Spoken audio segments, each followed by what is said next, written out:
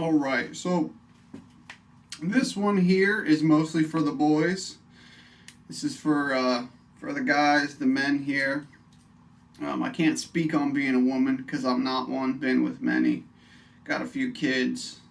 I understand a lot about that, but there's a great issue right now with what's wrong with men today, and it's not necessarily that it's their fault, but there are forces and pressures against men that did not exist previously.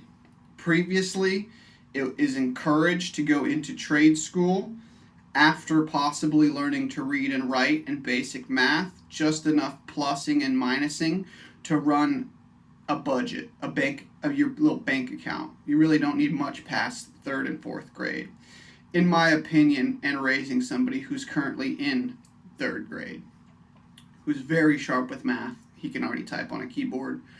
We're going down the realm of computer science and stuff because I don't see much other things that small hands, not labor intense, can do, but you can learn. And kids are better at learning than adults, which is why maybe you're watching this.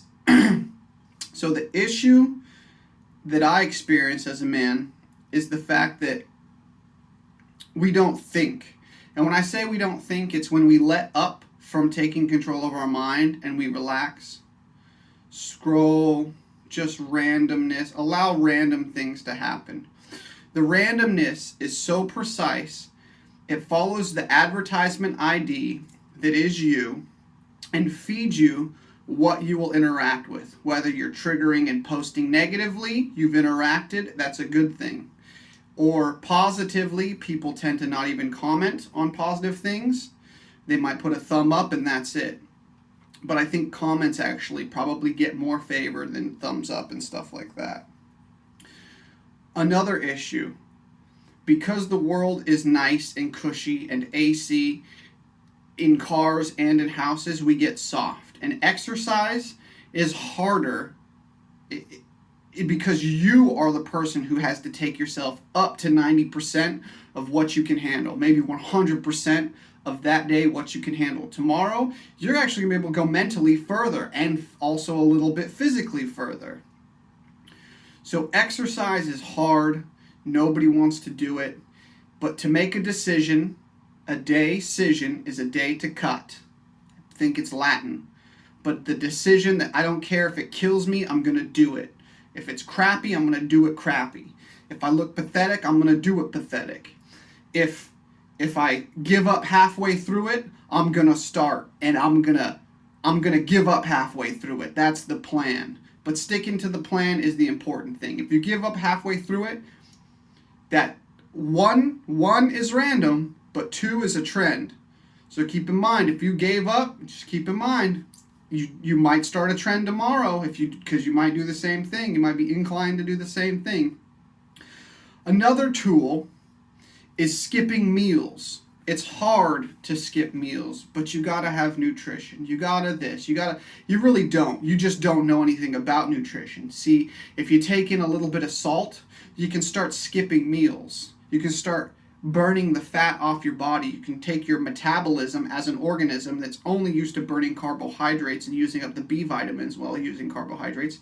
Go to salt and cut the carbs, cut the meals, cut that, and your metabolism will begin to shift to the other fuel source, the ketones, the fat on your body, instead of just the high blood sugar all the time, which eventually makes you go blind and lose your eyesight, which can lead to cirrhosis of the liver, failure of your pancreas and your digestive organs. So learn about your digestive organs and be humble and not guard your opinions too closely.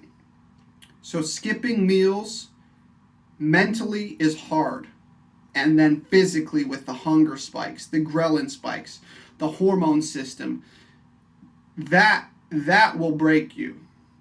If you can do that and do that until you can skip breakfast, boom, you're already a stronger, tougher, harder, better version of yourself. Okay? And a lot of that comes down into this, which I hope you're gaining from this, is good input. Good input tastes bland. Good input tastes boring. Good input is what we know we should do and feed our mind, because our mind is soil, and soil is what ideas, which are seeds, need. And no matter what, you can't stop the ideas from coming in. So don't put entertaining, flavorful, candy ones that you're going to regret later, once those ideas have grown, into your mind, into the rich soil that is your mind. You want to place the good ones, the positive ones, not just hype you up positive, like strong men do this, strong men don't do that, strong women do this, strong women don't do that. Okay? If you're a strong man, the best thing that I can suggest, because I live in a land where 20 years ago, old fat women did not wear tight spandex and tight shirts. They didn't. That was looked at as gross, weird, and wrong. Now you have very obese old women wearing tight spandex, tight clothes, and all this. It's just weird stuff going on. Everybody's a Christian, but they don't read the Bible or go to church. So there's just weird things in my area where I live that I'm consciously aware of.